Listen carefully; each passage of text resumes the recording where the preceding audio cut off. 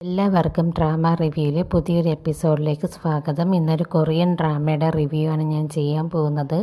ഇവർ രണ്ടുപേരും ഒരുമിച്ച് പുറത്ത് നിൽക്കുന്ന സമയത്ത് നല്ല മഴ പെയ്യുന്നുണ്ടായിരുന്നു. ഇവൻ്റെ കയ്യിലാണെങ്കിൽ ഒരു കുടയേ ഉണ്ടായിരുന്നുള്ളൂ. അതുകൊണ്ട് തന്നെ ആ കുട ഇവക്ക് കൊടുത്തതിന് ശേഷം അവൻ അവിടെ നിന്ന് പോകുന്നുണ്ട്. പക്ഷേ ഇവനെ മഴയത്ത് നനയിച്ചിട്ട് പോകാനായിട്ട് അവൾക്ക് ഒട്ടും താല്പര്യമില്ലായിരുന്നു. അതുകൊണ്ട് തന്നെ ആ കുടയും കൊണ്ട് ഇവളും അവൻ്റെ പിറകെ ചെല്ലാണ്. എന്നിട്ട് അവന് കുട പിടിച്ച് കൊടുക്കുന്നുണ്ട്. അപ്പോഴവൻ പറയുന്നുണ്ട്, അത് സാരമില്ല, ഞാൻ ഓൾറെഡി എന്തായാലും നനഞ്ഞിരിക്കുകയാണ്, അതുകൊണ്ട് നീ കുട കൊണ്ട് പൊയ്ക്കോ എന്നൊക്കെ പറയുന്നുണ്ടെങ്കിലും അവളത് കേൾക്കാൻ തയ്യാറാവുന്നില്ല. അങ്ങനെ രണ്ടുപേരും ഒരുമിച്ച് പോകാൻ വേണ്ടി തീരുമാനിക്കുന്നുണ്ട്. ആ ഒരുമിച്ച് പോകുന്ന സമയത്ത് ഒരു ബൈക്ക് വെള്ളം തെറിപ്പിച്ച് സ്പീഡിൽ പോവുകയാണ്. ഇവൻ പെട്ടെന്ന് അവളെ രക്ഷിക്കുന്നുണ്ട്. ആ ബൈക്കിൽ നിന്ന് വെള്ളം അവളെ ദേഹത്തോട്ട് വീഴാതിരിക്കാൻ വേണ്ടി അവളെ രക്ഷിക്കുന്നുണ്ട്. അങ്ങനെ അവൻ്റെ ദേഹത്തേക്ക് വെള്ളം വീഴുകയാണ്.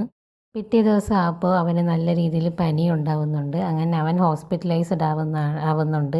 ഇതൊന്നും അവൾ അറിയുന്നില്ല. അവൾ അവനെ അന്വേഷിച്ച് ഹോട്ടൽ റൂമിൽ വരപ്പോഴാണ് അവിടെയുള്ള സ്റ്റാഫ് പറയുന്നത് ഇങ്ങനെ പനി കാരണം അവനെ ഹോസ്പിറ്റലിൽ അഡ്മിറ്റ് ആക്കിയിരിക്കുകയാണെന്ന്. അവൾ ഉടനെ തന്നെ അവനെ ഹോസ്പിറ്റലിലേക്ക് കാണാൻ പോകുന്നുണ്ട്.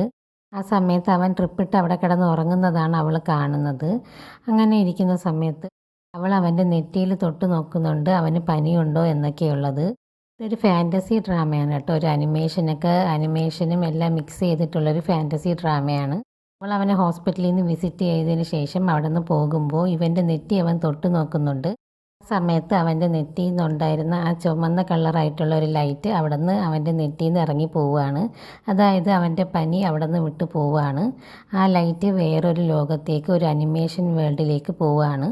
അങ്ങനെ ഇവൻ്റെ പനിയും ക്യൂറാവുന്നുണ്ട്. അവൻ അവിടെ നിന്ന് ഹോസ്പിറ്റലിൽ നിന്ന് പോവുകയാണ്. അടുത്തൊരു ലോങ് വീഡിയോ റിവ്യൂ ആയിട്ട് ഞാൻ വരുന്നതായിരിക്കും. താങ്ക്